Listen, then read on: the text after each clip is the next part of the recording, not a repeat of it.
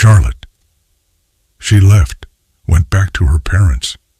She said I had failed her. Leo looked up, his eyes filled with a pain that was raw and real. She was right. I did fail. I failed her. I failed myself. But most of all, I failed you. Tears streamed down his face. All those years, Dad.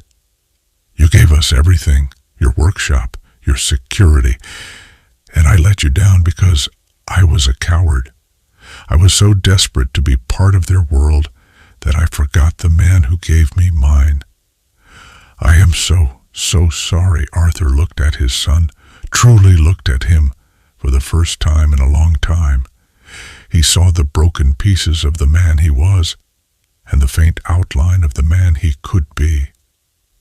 The money is gone, Leo, Arthur said softly. It doesn't matter anymore. But the trust, that's a different thing. That's like a fine piece of wood. Once it's broken, you can glue it back together, but the seam will always be there. I know, Leo whispered, but I want to try. I want to earn it back. I don't want your money. I want to learn how to build something real again. Like you do.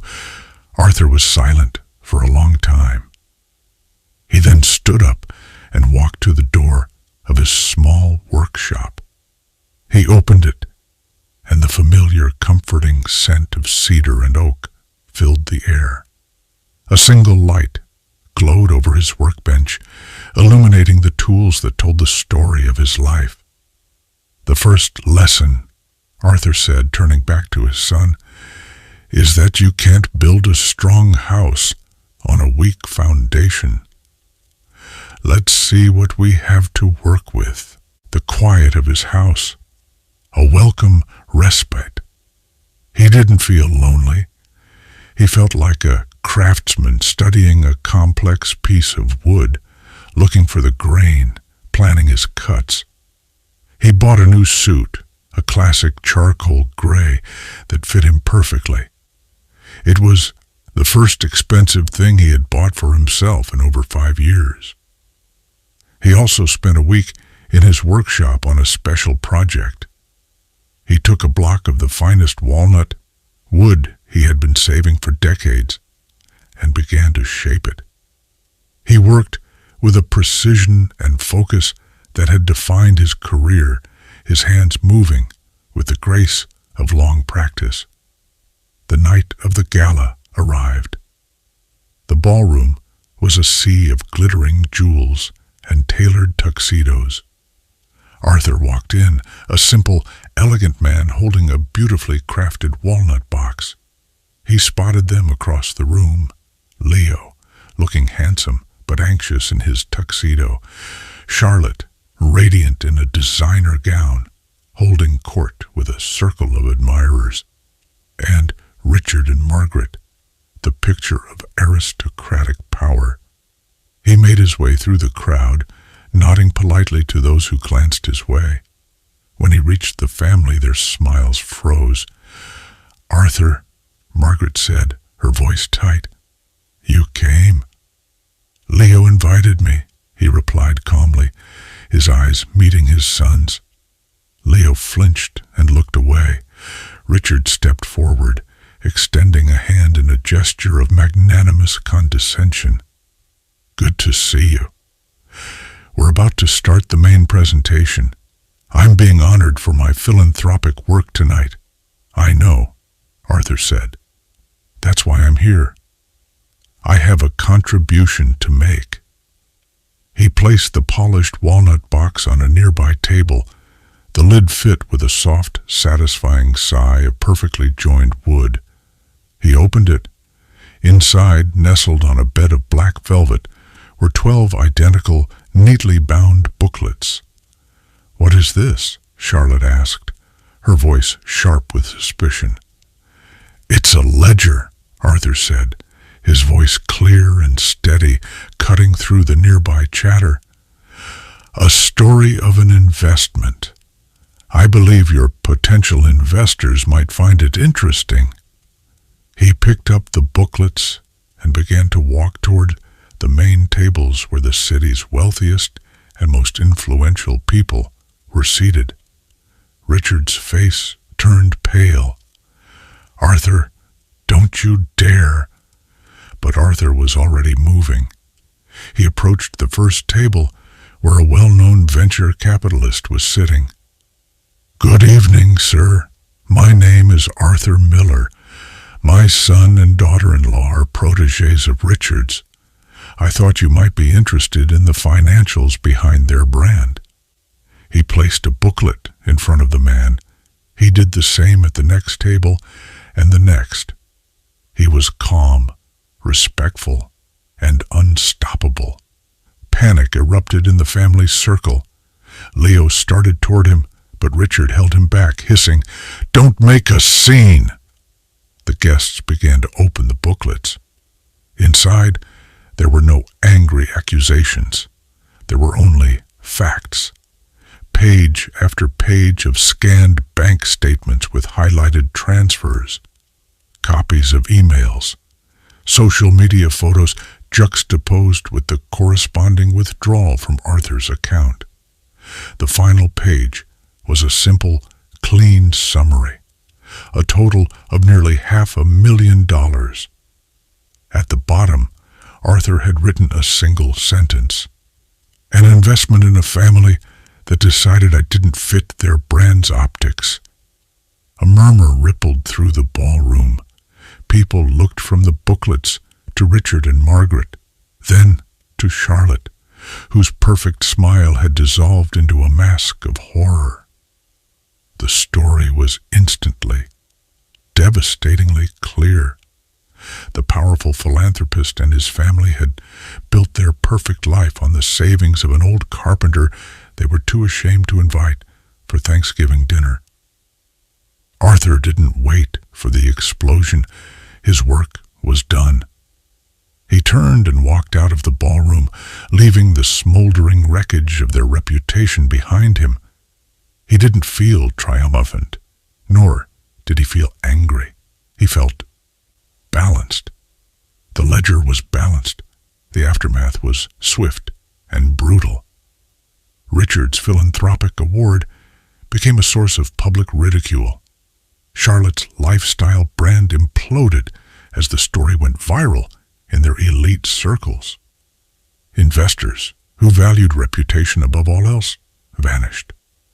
Within 3 months, the foreclosure notice arrived at the house Arthur's money had bought. It was a rainy spring evening when the knock came on Arthur's door. Leo stood on the porch, drenched and diminished. The expensive suit was gone, replaced by a simple jacket and jeans. He looked like the boy Arthur remembered before the world of optics had claimed him. "Can I come in?" he asked, his voice cracking. Arthur stepped aside. They sat in the living room, the sound of the rain filling the silence. "We lost the house," Leo said finally. "We lost everything." Arthur nodded, waiting. "It's an investment, Dad," Leo had said, his eyes gleaming with a feverish excitement Arthur didn't recognize. "Charlotte is launching a lifestyle brand. We need the right address, the right look. This house is a cornerstone for our future." Arthur had looked around the cavernous space filled with history, at the tools that felt like extensions of his own hands, and then at his son's hopeful face. He sold the property and gave them the money, moving his essential tools into the small garage behind his home. He told himself it was for their future.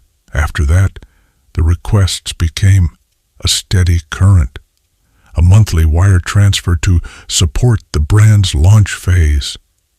Funds for a kitchen renovation because the existing marble wasn't the right shade for photography. Money for a European inspiration tour. Arthur's savings, the carefully built nest egg meant for his own quiet retirement, dwindled. Yet he gave, because what was money compared to his son's happiness? The call came a week before Thanksgiving. "Dad." Leo's voice was strained, hesitant. "About dinner next week. We need to make a change of plans." Arthur's heart tightened. "Is everything all right, son?" "Yes, everything's fine. It's just Charlotte's parents are flying in, Richard and Margaret. You know how they are. They have their own traditions, a very specific way of doing things." The silence that followed was heavy with unspoken words. "And I'm not part of that specific way?" Arthur asked, his voice quieter than he intended. "It's not like that. It's just, it would be complicated. The conversation, the food, it's a different world, Dad." Suddenly, Charlotte was on the line, her voice a sharp, artificial sweetness. "Arthur, darling, Leo is being too gentle. The truth is, my parents are trying to connect us with investors. We're curating an experience. Your rustic charm, it's wonderful, but it just doesn't fit the brand we're building. It's a matter of optics. The word felt like a slap. His life, his values, reduced to a visual inconvenience. "I see," Arthur said, the warmth draining from his body. "So, the man who funded the house is not suitable to dine in it?" "Don't be so dramatic," she scoffed. "It's one dinner. We'll see you for Christmas, maybe.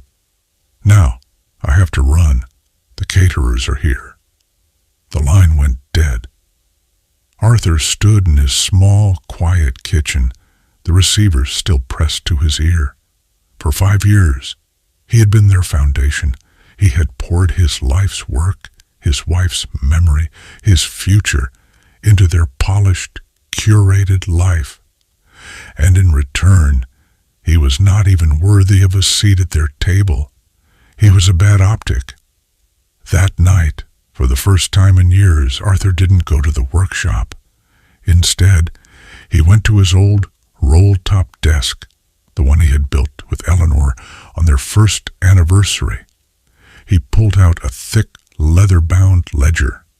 Inside, in his neat, steady hand, he had recorded every dollar he had ever given them, not for accounting, but as a private record of his love. He looked at the final entry from last week. $5,000, brand marketing push. With a deep, steadying breath, he drew a thick, black line beneath it. The ledger was now closed. The bank would get a call in the morning to cancel the automatic monthly transfer. The foundation, it seemed, had just developed a crack. In the week that followed, a quiet calm settled over Arthur. It was not peace, but purpose.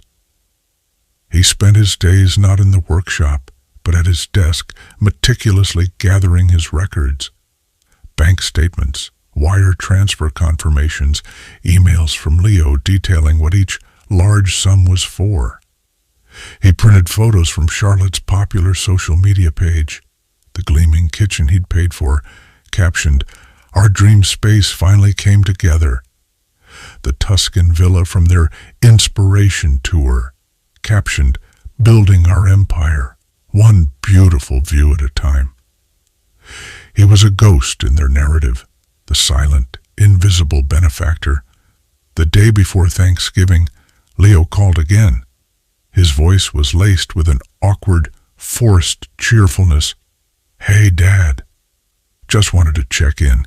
So, listen, I know things were a bit tense, but Charlotte's parents are hosting their annual foundation gala next month. It's a huge charity event. We managed to get you a ticket. It would be a great way for you to see the world we're a part of." Arthur almost smiled. The offer was not an olive branch. It was another test. They wanted to see if he would fall back in line, if he would accept a token invitation to a world he was good enough to fund, but not to inhabit. "When is it?" Arthur asked, his voice neutral. Leo gave him the date and time. It's black tie, of course. We can't wait to see you there. I'll be there, Arthur promised. And he meant it. Thanksgiving passed in silence. Arthur ate a simple meal alone. The scent of cedar and oak was Arthur's oldest friend. In the small workshop behind his modest house, he was not just a carpenter, he was a creator of legacies. He shaped wood into tables that would host family dinners for generations, into cradles that would rock newborns to sleep. Every piece he made was a testament to a life built on integrity, hard work, and the memory of his beloved wife, Eleanor. It was a language of truth spoken through the grain of the wood. His son, Leo, had once understood that language. As a boy, he'd spent countless hours in the workshop, his small hands learning the feel of a well-sanded surface. But then came Charlotte. She was polished and ambitious, with a worldview framed by social media aesthetics and her parents' immense wealth. Leo, caught in her orbit, began to see his father's world not as authentic, but as simple, not as timeless, but as old. The first major sacrifice was the workshop, the big one, the one Arthur had inherited from his own father and expanded with Eleanor.